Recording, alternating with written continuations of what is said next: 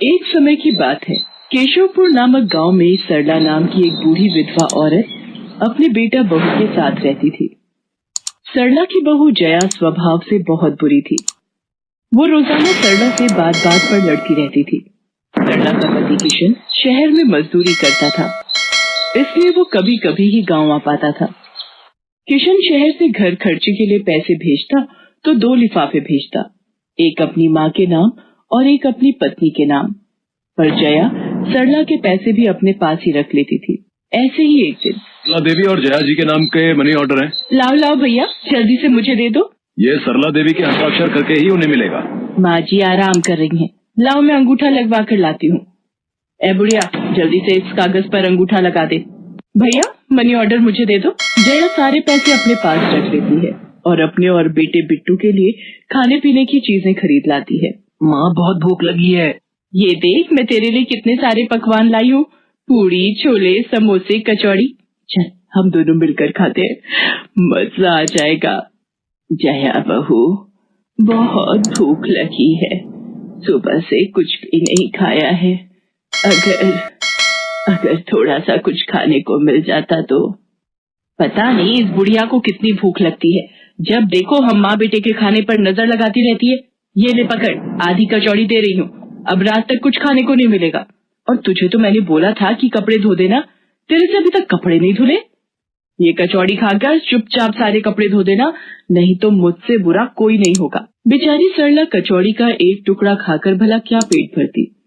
वो फिर से दोबारा काम पर लग जाती है। एक दिन किशन शहर से वापस आने वाला था।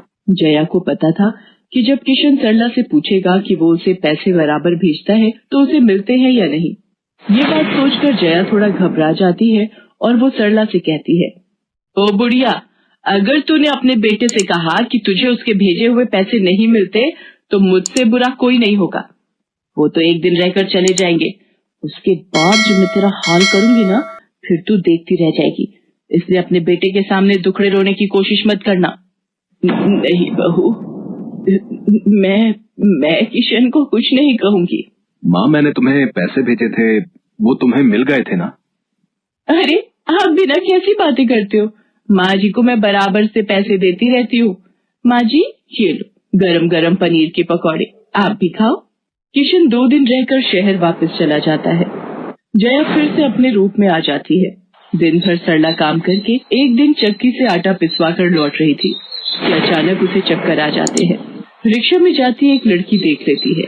भैया इन्हें उठाने में मेरी मदद करो, बेचारी पता नहीं कौन है। सुमन, ये तेरे साथ कौन है?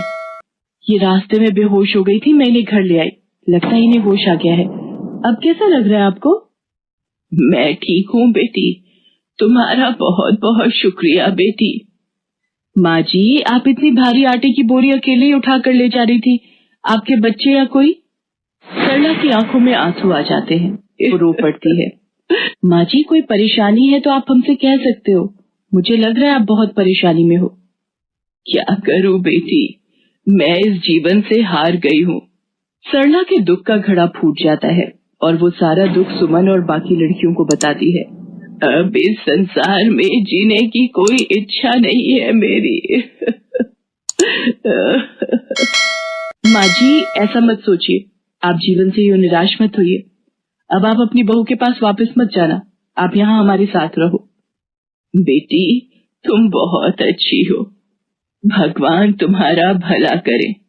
तुम लोग यहाँ गांव में रहती हो क्या? जी माँ जी, हम मेहंदी वाली हैं, हम लोग मेहंदी लगाने का काम करती हैं और आसपास के गांव और शहरों में मेहंदी लगाने जाती हैं। क्या मैं भी ये काम सीख सकती हूँ? क्यों नहीं, बिल्कुल, और ये तो बहुत अच्छी बात है, हमारे ग्रुप में आप भी जुड़ जाओगे, मैं आपको मेहंदी लगाना सिखाऊंगी। सरला अब उन लड़कियों के साथ ही रहने लगी और कुछ ही समय में वो बहुत अच्छी मेहंदी लगाना सीख गई।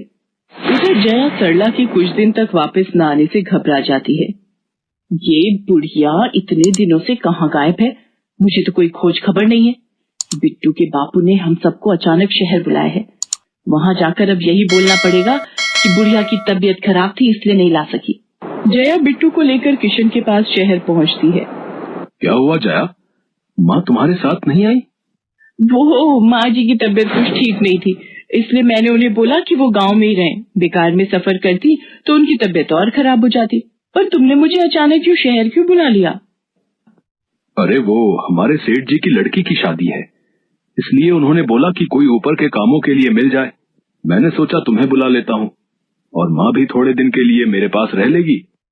चलो कोई नहीं, मैं तुम्हें मालकिन से मिलवा देता हूँ।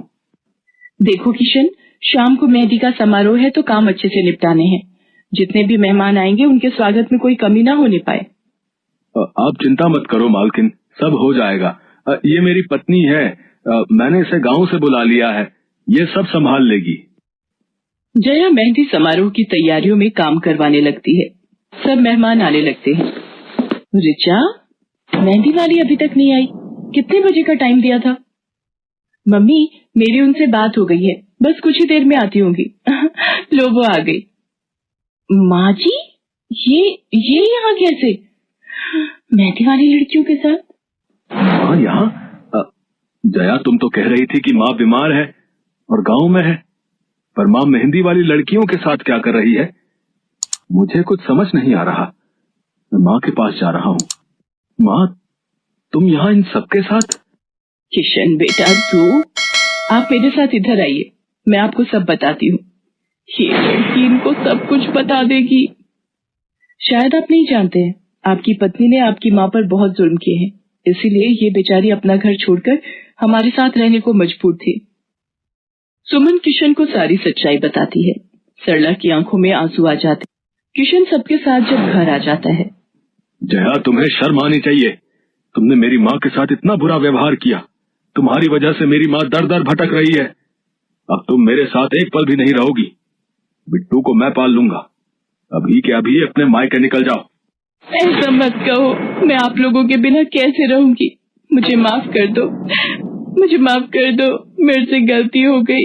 माँ जी, मुझे माफ कर दो। किशन बेटा, मैं किसी से भी नाराज नहीं हूँ।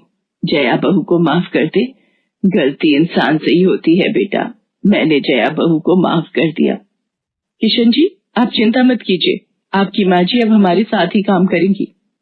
उस दिन के बाद जया ने अपना व्यवहार बदल लिया। सरला ने मेहंदी लगाना नहीं छोड़ा, वो अपनी मेहंदी लगाने के काम को करती रही। जया को अपनी गलती का एहसास हो गया था। अब वो भी सरला की बहुत देखभाल करती।